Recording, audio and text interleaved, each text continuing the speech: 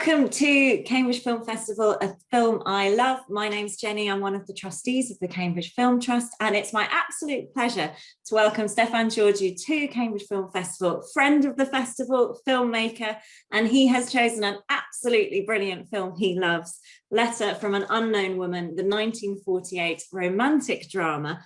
And after watching this little chat about the film, you can watch the film yourself from the Cambridge Film Festival website in a pay what you can afford stream. And I would highly recommend you do so, especially because as far as we know, it's not available to watch on any other UK streaming platform. But Stefan, first off, why should people watch Letter from an Unknown Woman? Why should they spend the rest of their day, evening watching your film choice?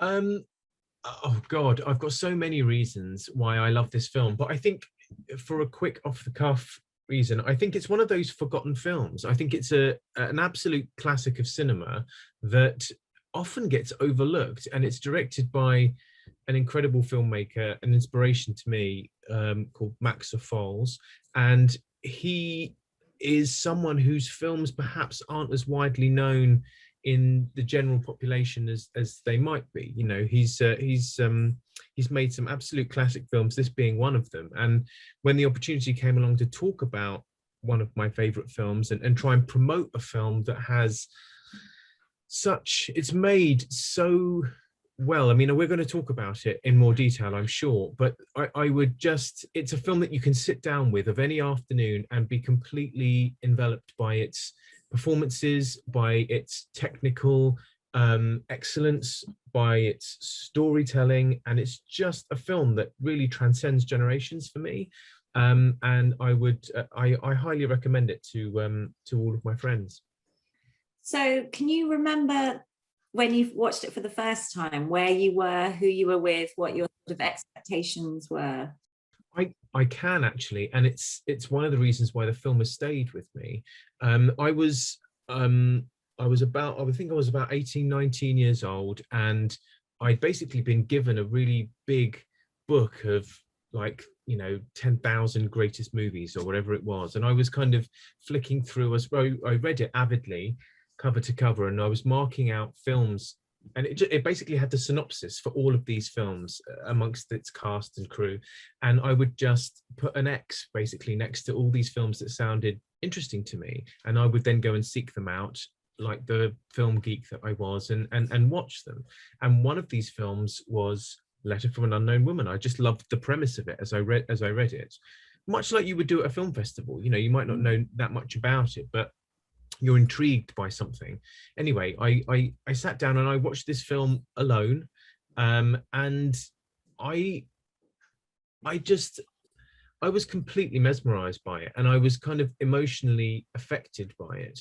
And I didn't know really at the time why I was affected by it. I just thought it was a film that, it's a black and white film made in the late 1940s. At that point in my life, I was probably exposed to a lot of Hollywood movies, and all of a sudden this film really was the point at which I watched it, and it opened a gateway into cinema, really, into even though Letter from an Unknown Woman is a Hollywood movie, it definitely very much has a European feel about it, probably because it's made by Ophüls, himself a European, but it's set in Vienna. The actors are, Louis Jourdan obviously is French. It just had this very European art house feel to it. But don't let that sway you if you're kind of not into kind of art house, esoteric kind of films. It's not one of those. It's very much got a Hollywood leaning to it. But when I watched it, I was completely moved by it. And I think looking back on it now, it was because it was a story effectively about unrequited love. And, at that point, I was probably, in love with lots of things that didn't love me back. And I think it just there's a real strong sense of loneliness that runs through the film that for some reason struck a chord with me when I watched it, and I absolutely loved it. And I've seen it many times since. And like I said, I think I remember it most because it really did open the gateway for me to discover filmmakers of that time, and to not be afraid of doing that. You know, there's much to love about doing that.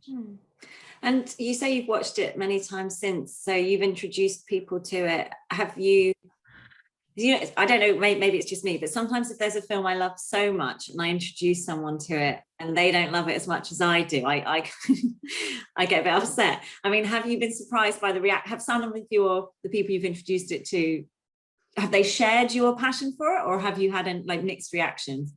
No, I think people in general have. I mean, I've bought copies of this film for people because I love it so much. And, you know, on the whole, people do like it. They might not like it as much as I do, but I tend to not put that pressure on myself about, oh my God, please love it as much as I do.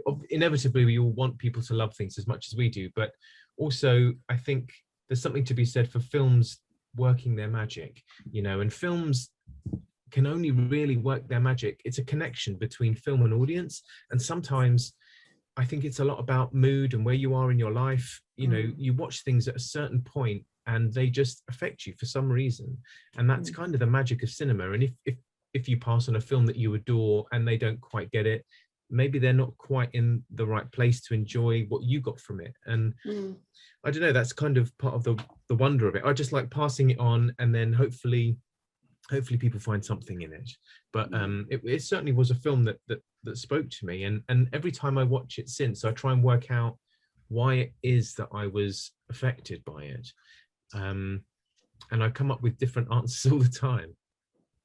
Okay, that's interesting. And I thought, I mean, one of the questions I was going to ask you, which I realize is quite a big one, is what does the film show us about love? But I think from what you've said, it actually shows us quite a lot of different facets, because it's longing, it's love, but there's also an element of, is it a film about love or a film about memory and perception of love? I mean, it really, there's a lot of questions, you know, there's a lot of things going on there. There is, and it absolutely is a film about memory. And it's God, it's such a beautiful film in that sense, because she almost obsesses over Stefan. This is going to get confusing, but the main character's name in the film is called Stefan. But she does obsess over him throughout her whole life, really. And you know what, viewed through the prism of 2021 filmmaking, it might not be seen as a film that presents a strong female lead. You know, she really does obsess over him, and you don't understand, there isn't really great depth to that obsession. You're just told that she loves him from a young age. She moves away, but thinks about him constantly, comes back, ends up kind of having his child, which he, you know, forgets really. He revisits her numerous times in the film and forgets that he's met the kind of previous incantation of her. And it very much is a story about a man who is, he's a concert pianist, and his powers are waning as the film progresses. And he is basically just driving himself to isolation, really. And he doesn't even recognize that this woman has adored him throughout. And there's a real, I just think there's a real lovely purity to her love for him. It might not be, you know, it might not be something that we often see in 2021 cinema, but I just find it quite a complicated relationship, and she persists almost despite herself, trying to, you know, loving him. She can't help but love him. And I find that there's something really powerful about that. But you're absolutely right, it's not just about love, it's about obsession to a certain extent. It's definitely about memory, and it's about loneliness and dealing with that loneliness, I think. And I think there are elements of being in love with an image, or with an idea of something. Exactly. I read a really interesting review from about 10 years ago, when I believe the film was restored and shown at the BFI, and the reviewer said when the writer had first watched the film when he was about 8, he'd thought it was a film about Lisa, about Joan Fontaine's character, but in revisiting it, later in his life, he realized it was actually a film about Stefan. And I thought, who would you who is the film about, if you had to talk about it in that way? That's a very interesting point. I've never thought, I mean, I always thought of it as her story, but of course, when the film opens, it's him that it opens with, and it's him that the film ends with. So one could certainly argue that it's his story, but obviously the whole thing is a flashback. The entire film is a flashback through this letter that she's written him. And that is, I mean, that's a very, I think that's a really interesting perspective. Whose film is it? It does feel quite balanced. You do feel like you get to know both characters.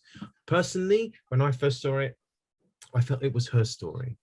I very much thought it was about her, her journey to trying to get in touch with him and trying to not convince him, but try to alert him to her existence in some way. And that's and it's a tragedy, really. And the film, I suppose you would probably class it as a melodrama now, the film, but I don't think it's that melodramatic. Perhaps towards the end it becomes a little melodramatic, but I don't know if that there's nothing wrong with melodrama. I think that's what I probably came to realize, that I quite like melodrama if it's done tastefully. And I think that's what Ophüls offers. He offers some restraint, and some of that restraint comes in his technical ability, the way he moves the camera around. He has a very classical style, and he holds shots. He doesn't he doesn't cut quite a lot. He'd much prefer to pan than cut. And I quite admire that. And it really brings you into the heart of the story subconsciously, I think. He follows people through doorways. He watches people do things that you wouldn't ordinarily, modern directors might cut those moments out, but he holds on them. He finds them important. He frames Lisa throughout the film in window panes, in frames within frames, constantly isolating her. And there's just something about the marriage between how the actors are moving and how he moves the camera, almost dancing with them and telling us those stories. It's so confident and unashamed. And I find it really, I find it quite mesmerizing, actually. So you mentioned the kind of the confidence and also the technical, the way that he will give time to and have the kind of the watching, the sort of long tracking shots effectively. You mentioned that. What else in particular about this film, either storytelling devices or technical things, do you think has seeped into your work? Oh God! Well, I totally aspire to make films with the kind of technical capability and confidence that he does, and I love the style that he tells his stories in. The whole film is beautifully designed. It's set in Austria. I think there's a weird credit at the beginning when it says it's Vienna, 1900, but I think it says sometime in 19, like it's not clear about when in 1900 it is. It's like ish. Yeah, and it's kind of like, why aren't you being specific? It doesn't really matter. But the design of the film feels, it's almost dreamlike. It feels very contained, actually, but it's beautifully designed. You've got that wonderful kind of opera house that is designed, and it's shot so beautifully. But like I said, for me, the strong point of it is that he allows the actors to perform the scene. He never intrudes with his kind of editing style onto it. He allows them to perform, and he allows you to just observe them, but never to the point where it might be overindulgent or boring. And this was a new thing for me, obviously coming, I'd been probably studying Baz Luhrmann at that time, who cuts so often, and then to kind of come out and see the refinement of an Ophüls and the classicism of it, I was really taken by it. And, you watch modern masters like a Spielberg, who definitely has tropes of that in his work. He loves to combine a master, a moving master, you know, a master that turns into from a wide into a mid into a close up and then back out again, all in one shot, just telling the story. And I love that kind of filmmaking. Paul Thomas Anderson as well does that quite a bit with some of his work. And it's strange. It feels like it's old Hollywood to just film these oneers, I guess, as we call them now. But oneers to me insinuates that it's showing off, you know, showing off some sort of technical prowess. Let's have a 6-minute Steadicam shot that goes through the beach of, you know, during a war. That's not a Foles. A Foles doesn't do that. He's very much contained within the scene, and he doesn't do it to show off. I think he's doing it to further pull you into his kind of dream world, his storytelling, and I love that. Yeah, if anything, he sort of he makes you aware of that. In one of my favorite scenes is when the couple, you know, kind of go out on an extended impromptu date, and when they're sitting in a train carriage, and it's this really, I thought it was brilliant because you thought they were on a train and then you realize that no, they're actually at it's kind of like almost not like a theme park, you know, it's a fun thing that has the scenery. There's a man, yes, the pedal, and so the scenery moves. They're actually still, they're static in a half train carriage. And I thought that was really lovely because it did feel as though he was having a bit of fun with filmmaking. That sense, as a scene, it brings the characters together, because that's maybe the one time where she does talk a little bit about herself to him. And it's interesting because he layers in that idea, and that mirrors Lisa's kind of journey, really, where she wants it to be one thing, but it's not. It's something completely different. And I remember now when I first watched it, the film starts and you just think, oh, how can this guy not know anything about this woman who is completely infatuated with him? And you've got these two opposite ends of the scale. And I was like, how is this going to work out? And then the story starts, and she's obviously a young girl and she's listening to him, and then she moves away and you're like, where is this story taking me? And then she comes back and he doesn't remember her, and then and it's just, it feels like the story keeps you on your toes. Maybe it shouldn't do, but for me, I was watching it going, oh, I was really taken on this journey, and I didn't know what was going to happen at the end. And not that I want to spoil the end at all, but, you know, ends in a duel, and you're like, how have we got to this place? And I love the structuring of it, you know, this kind of bookend of him opening the letter, reading it, and then coming back to it, and then the next day it being the conclusion, really, of the story. The way he structures it, and the devices, like you said, the visual devices that he uses to enhance how we might be feeling about certain characters. You know, I just think it's just very well thought through, intelligent filmmaking. No, thank you. Well, one last question. So for those who are about... Did you enjoy it, by the way? Sorry, Jenny, I've kind of...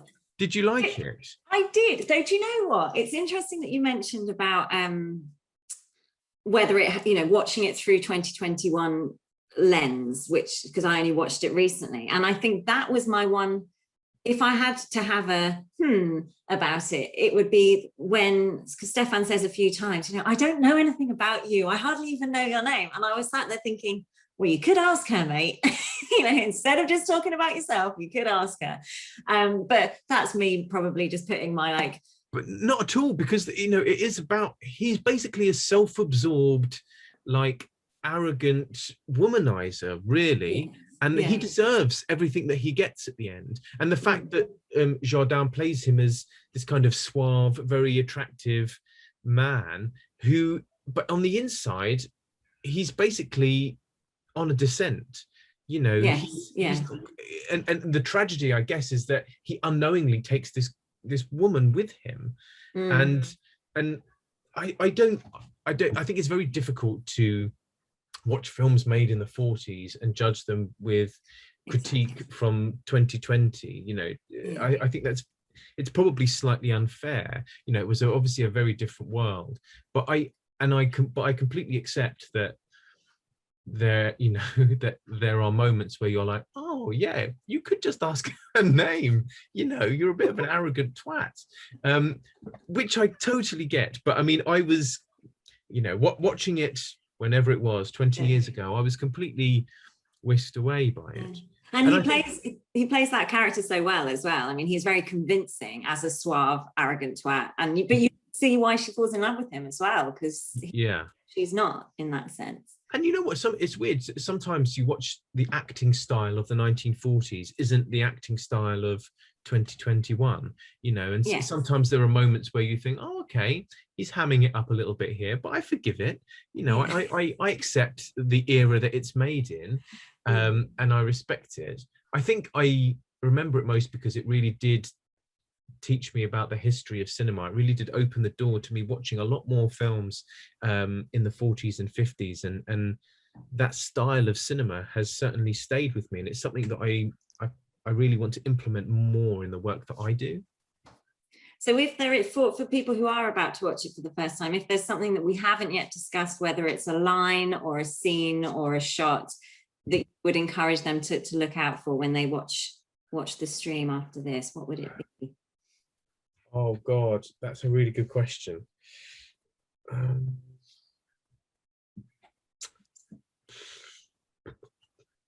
Let me try and think.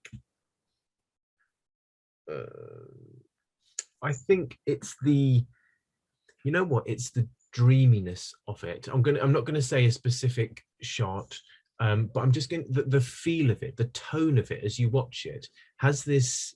It's not some sort of Lochian kitchen sink drama, and it's not heightened Hollywood. It's kind of somewhere in between. It's this kind of Arthur Schnitzler kind of Austrian dream film in a way, and I would say it's the tone of it, the feel of it, and the tragedy of it that is what I love most about it. Oh, thank you. Well, Stefan Georgiou, thank you for choosing the film you love, and thanks to everyone who is about to watch it on a pay what you can afford stream. You're going to have a lovely, heartbreaking but brilliant time. So thank you, Stefan. Thank you very much. No, absolute pleasure.